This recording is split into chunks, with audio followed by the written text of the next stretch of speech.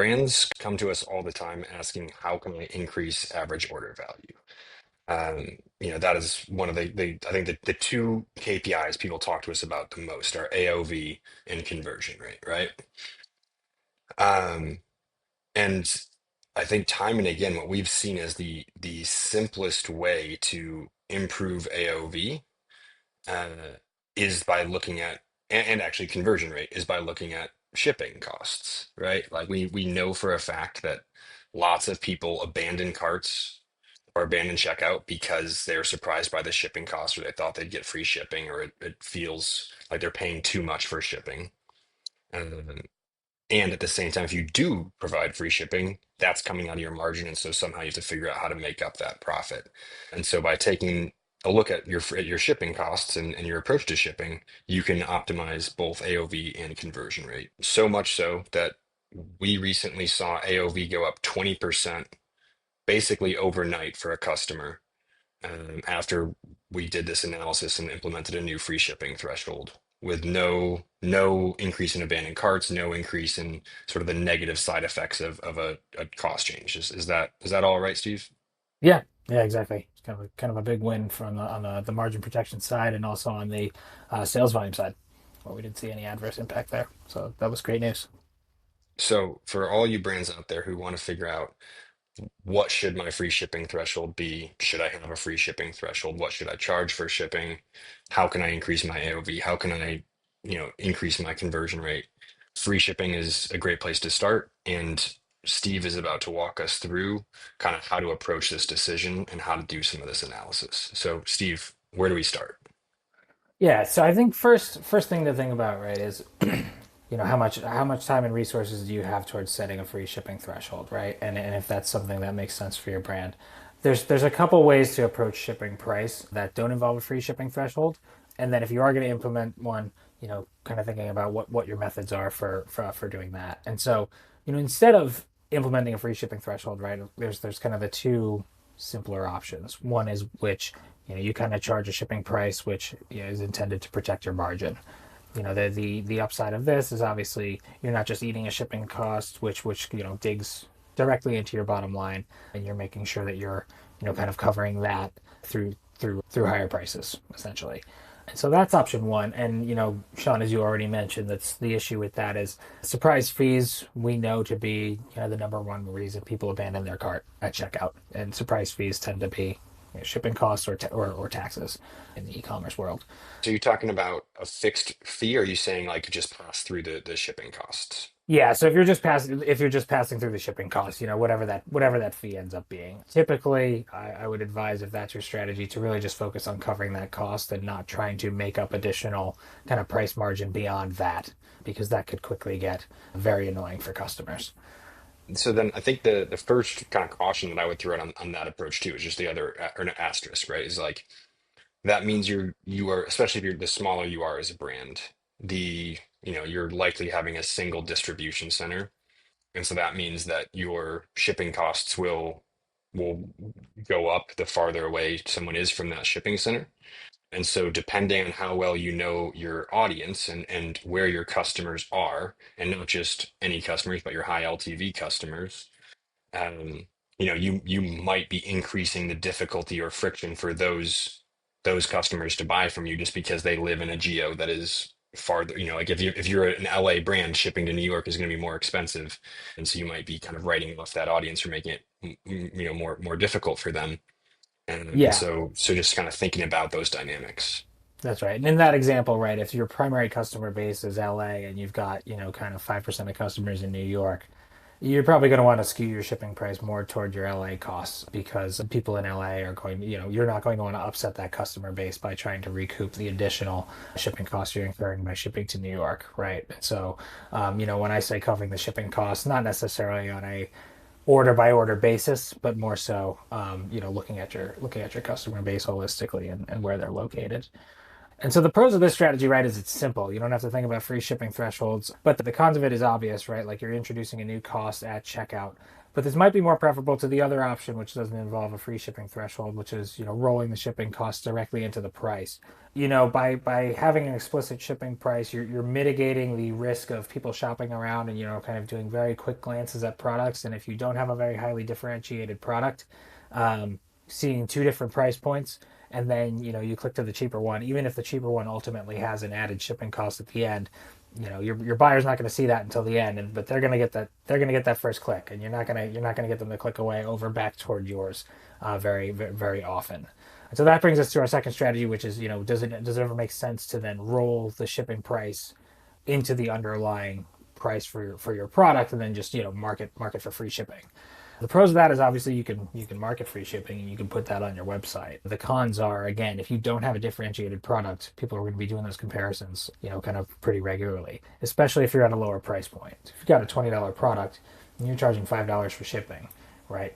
You're jumping your price up 25% there right off the bat. And so if you're looking at, kind of $25 versus someone else charging 20, you know, they're likely going to get that first click.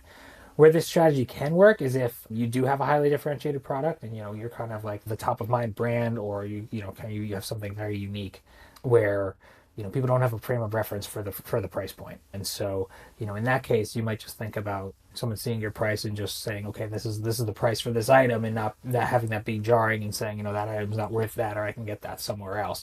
And you potentially just avoid the surprise charge at the end for a shipping cost and leading to the abandoned cart. So those are sort of like, kind of two baseline strategies if you're not, thinking about anything sophisticated for a shipping price. Which then brings us into the free shipping thresholds, right? And a lot of the questions, Sean, obviously we get from brands is like, okay, like I understand I should have a free shipping threshold. What should that be? Which is really the tricky one. There's a handful of criteria you want to make sure that you're hitting before you think about what the exact price should be. One is that shipping threshold should be attainable. And I should say attainable without being annoying, right? So like obviously like you can have an example of something that's not attainable where, you're selling $50 products and you're saying your shipping threshold is, free shipping for orders over $500. It's like, great. Okay. Like there's no point to even having that. And that's just annoying, right? So that's the very far end of the spectrum. But the other thing on attainability, right, is think about like your price points of your products relative to how easy it is for customers to hit that shipping threshold without going over. So if you're selling $100 products and you're going to make your free shipping threshold, $110, right?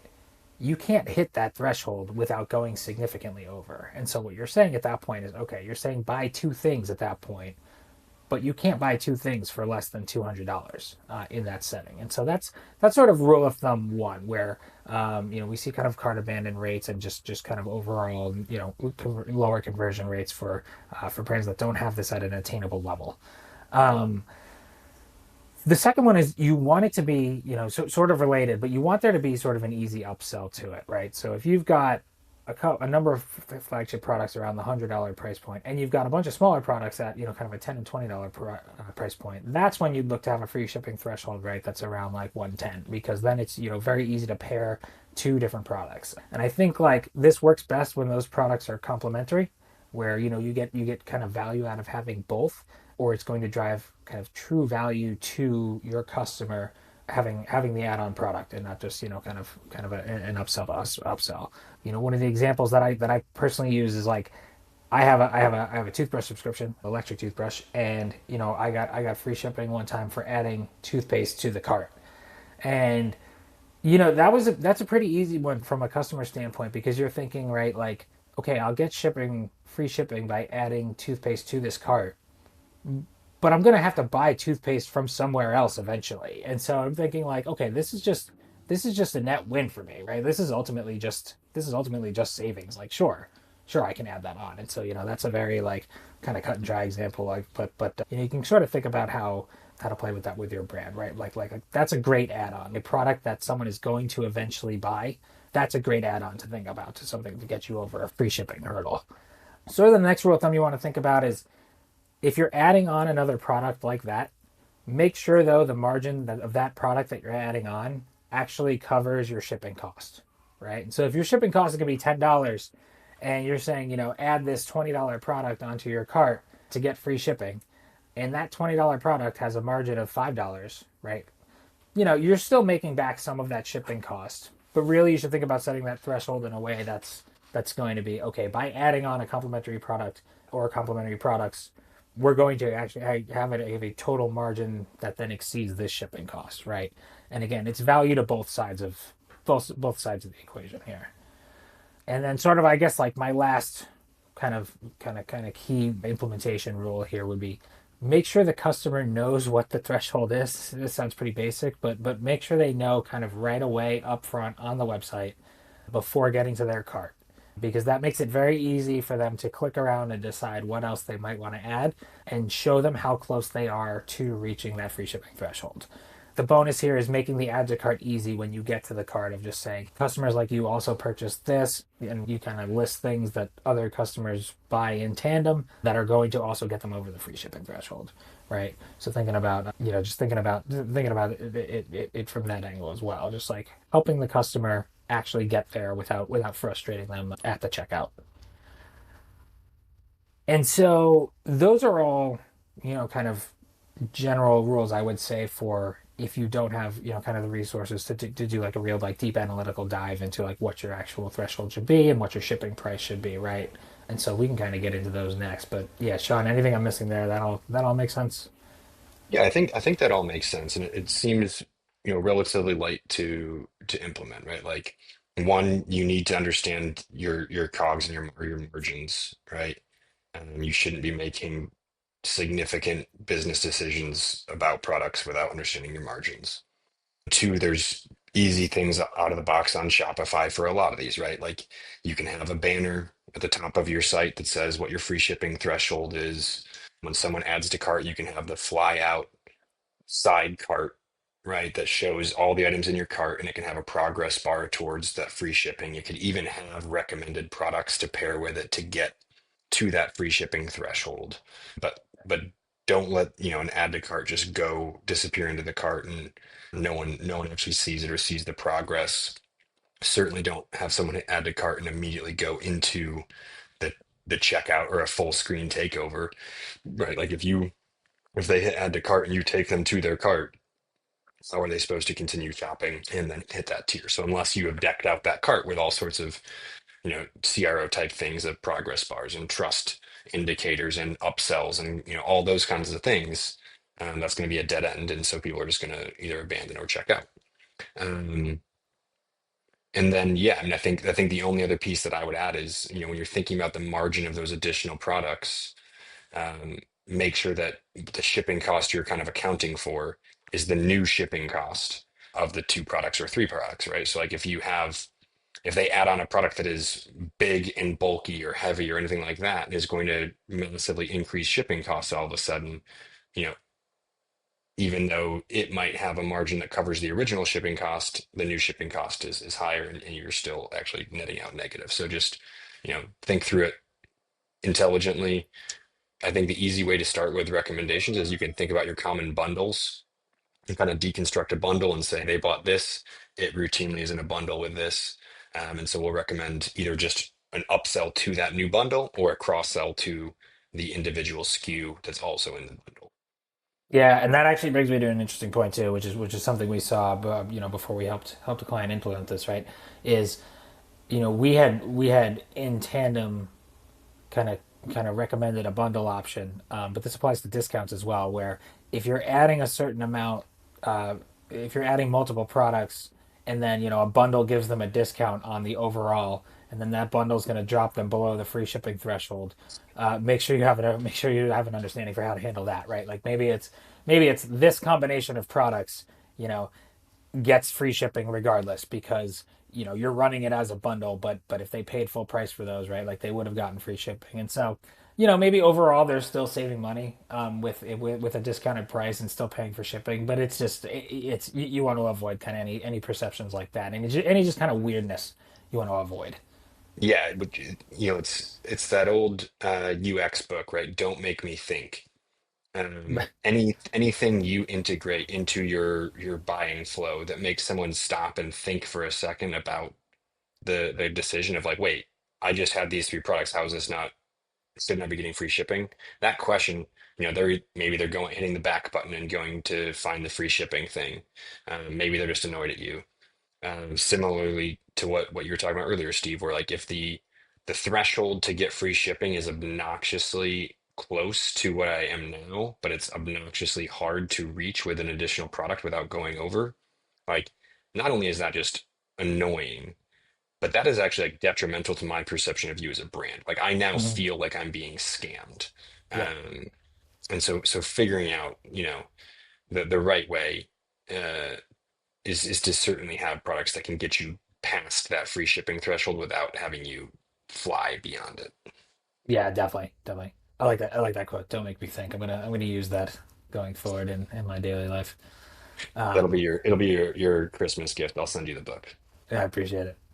Um, so then starting to think about, taking a more analytical approach to understanding what your free shipping threshold should be. And I would say that, once we go through the mathematical approach, like kind of the simple criteria will still be helpful in thinking about pressure testing, what your mathematical solution spits out at you, right? Because you still want to make sure that it's going to be covering those bases. Um, and and so the way we typically think about how to set a free shipping threshold and shipping prices generally is, what's the expected value of your lost orders? And what I mean by this is if your average order value, say, is $200 and your average margin is going to be $100, right? And you're losing 5% of those orders due to abandoned cart. So your expected value then of an add to cart is only $95, right? Because you're losing 5% of that, 5% of those orders, right? And so thinking about how when you change your shipping price, that percentage of abandoned carts changes, right? Compared to the incremental dollars you're getting on the orders that you retain, right? So if you think about that, as your shipping price goes up, your abandoned cart rate will actually also go up, and so your expected losses are going to go up. And so at what point does the increase in price no longer outweigh your lost orders, right? And so that's what we look at first, right? Is what's the lost value against the shipping cost that you're incurring. The hardest part about that exercise is actually getting the inputs to do it, but the data should be available in your abandoned cart workflows. And so just understanding what your current abandoned cart rate is. Bonus points for at different price points. If you have enough data and you have enough kind of product categories, what's your cart abandon rate for different products at different price points. um, and then starting to build that view together of like, okay, like at different shipping prices, how quickly do people abandon or not abandon carts. Typically, like as the shipping price changes, you won't see a huge change in abandoned cart, at small levels of shipping price. So you might be shipping to different areas of the country. You'll have some variation there to take a look at. The big jump is obviously going to be zero shipping versus any shipping, right? So take a look at that and understand that, really well off the bat. What is my abandoned cart rate when my shipping rate is zero, and what is my abandoned cart rate when my shipping rate is, not zero. And then kind of combine that with the exercise we talked about where you're looking at your products and like what margin can get you over your shipping costs and what margin is going to be attainable for your customer. And understand that for the orders that don't hit that shipping threshold, that's where you're really going to need to understand that abandoned cart rate. And especially if you're moving from an overall free shipping model to this model, what is that going to do to your orders that don't hit that shipping threshold, right? If your shipping threshold is $110, and what is that going to do to all of your orders that were going to be $90, right? That where people don't add this to their cart. Um, and the nice thing about this in the e-commerce space is you have pretty immediate feedback. So once you implement this, right, you can be on a daily basis checking your abandoned cart rate. So see how that abandoned cart rate changes, right, and see how your AOV changes, and then that's going to be your ultimate success criteria. Is once you have once you kind of have a theory for what that threshold should be, you implement that. Right, this should be kind of a daily then tracking exercise. How many carts were abandoned today? How many carts were abandoned tomorrow? Right, what's my AOV? Kind of from the day before we implement this to the day after. Right, how does that change? And kind of doing that math right away to understand if this is making financial sense for you.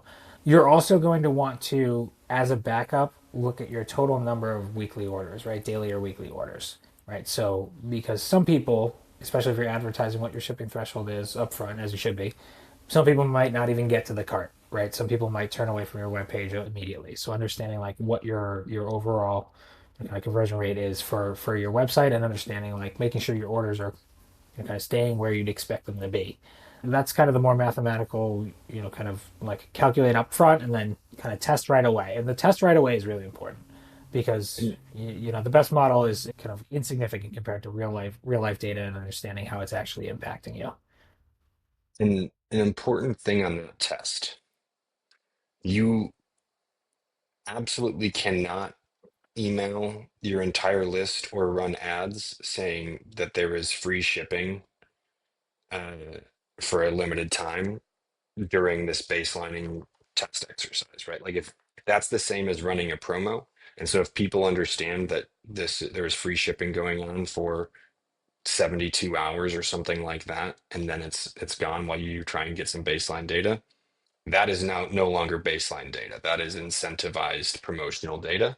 That's not going to be representative of how people are going to behave all the time. You're going to be getting people coming for that free shipping. So you absolutely cannot do that. So if you're going to run a short range test to try and get some baseline understanding of how price point affects things, or what that kind of impact of free shipping is, you need to be pretty silent about it during the test. The more silent, the better, actually. Yeah, that's an excellent point. And then certainly once you've confirmed that it's working the way that you expect it to, you've kind of tweaked it to, a level that you think is right. At that point you should then blast everybody and say like we now offer free shipping on the website, right? Like or above a certain threshold on the website, like as soon as you know what that is going to be. But what you don't want to do is kind of, give yourself a false signal that something is really working when you're really just pulling forward future sales. That's a great And point, John. on that announcement, please take it one step farther if you have any sort of time to do this. Set recommendations for people that will get them to that free shipping threshold. Have that ready to go based on their past shopping, based on their past browsing. Um, Being able to say like, hey, we have free shipping on orders over $100. Yes, that is good. Being able to then show, here's a product bundle that's over $100 that'll ship free. That's better. Being able to say, Steve, this order that you've had before of this and this, you're going to save $25 on it this time because we're now shipping it for free. That is better, right? And so do the little bit of extra work. You will absolutely see the ROI on that time. Agreed. Agreed. Again, back to don't make them think. Help them as much as possible. Cool. So that's a bit about how we approach shipping price. Thinking about one, in order one, whether or not you should have a shipping price, whether or not that should be rolled into your kind of standard price, and then two, thinking about if you do have a shipping price and a free shipping threshold, what should that free shipping threshold be? Ultimately, as we look at these things, it always comes down to test and learn, right? So making sure you're kind of adapting on the fly to any signals that your customers are giving you, anything about how your orders are fluctuating, your abandoned cart rates, right? Making sure your data is set up in a way to allow you to measure those things and make sure you're measuring them in real time.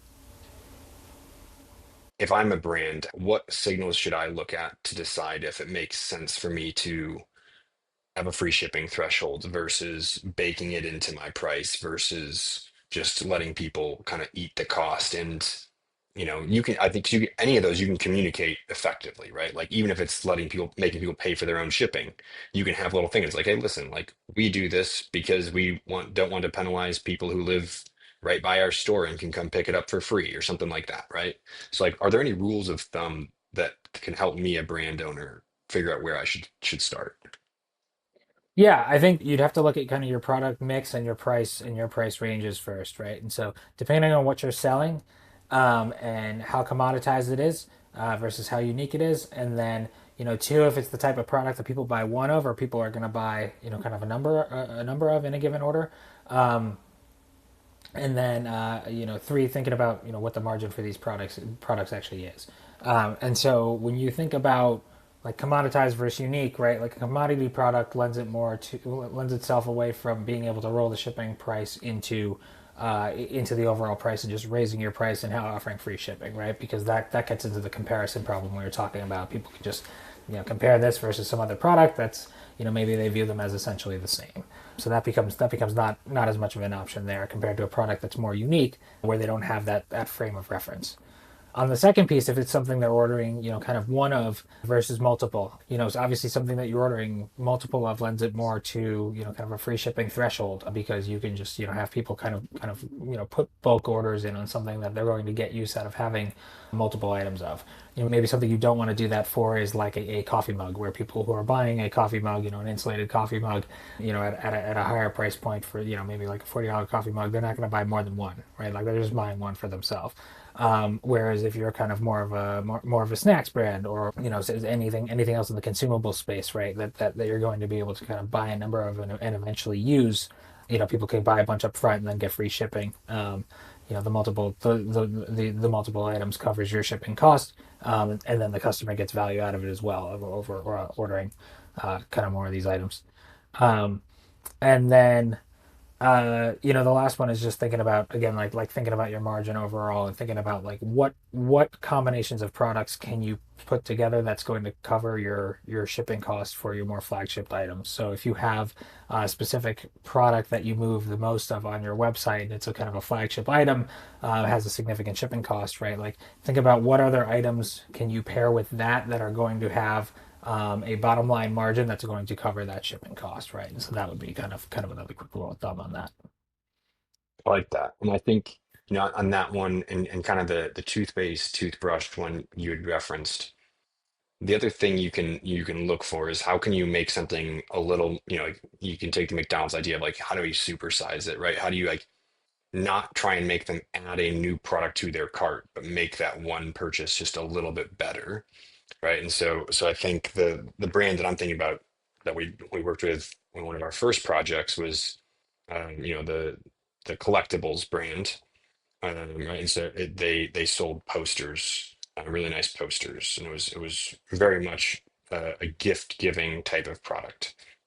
Well, then the upsell you can have can be frame it. It could be an insurance policy. It could be a nicer, gift wrapping and a nice high quality custom note, right? Like there's like little things you can do to just make the whole experience a little bit more premium, and just take care of problems. But of course, they're going to have to get this thing framed. That's going to be another $200. So if you're going to give me a good price on that, like, yeah, I'll do that. And then, that opens up a whole nother bunch of upsells of like, which frame do you want, right? And so like, there's other ways you can take it. It doesn't necessarily have to be additional products. It could be upsell them to a subscription. And so now they're going to get free shipping on the subscription, even though it's the exact same cart, but they're saying, yep, I will do this recurring. It could be a complementary product. It could be something that just enhances the product itself. Um, I think, you could do something random and say like, you know, add a free gift, a free mystery gift, and people won't even know what they're getting, but like they're see if curiosity takes over.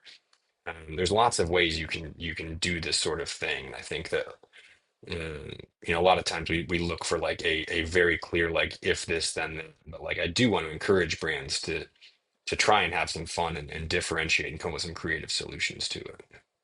Yeah, right. Exactly. We focus this around, kind of a free shipping price threshold and therefore lending itself to adding more products to your cart. But you're absolutely right. There's other ways to think about how to earn free shipping. If you're going to have a customer sign up for a newsletter and then they get free shipping, and you know that every newsletter sign up kind of yields you kind of $10 on average, right? And your shipping cost is $6. And so you're essentially kind of paying for those leads, right? Think about things like that too. That can certainly be helpful. And then on the less data side and more on the customer experience side, right? Like think about things that are going to actually be value adds to your customers and not just perceived as upsells, right? So that's why I love the toothpaste example because it's just a win-win for both of you, right?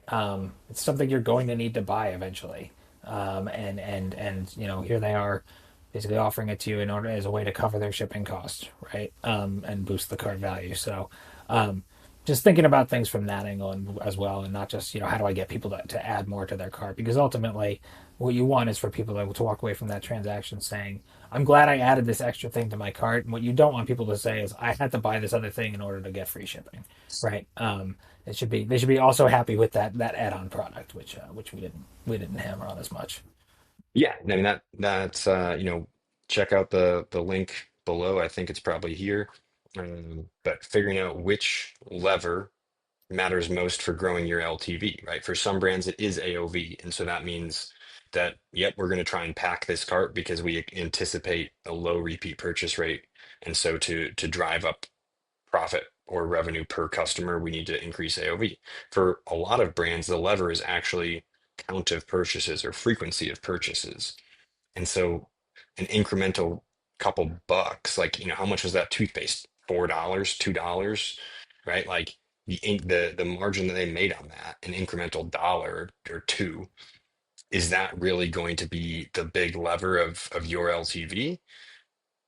Maybe if it's in a subscription where like, hey, every month we're getting an incremental $2 from this dude. And so if we do that times 10,000 customers and, a 1 year retention, like that becomes sizable.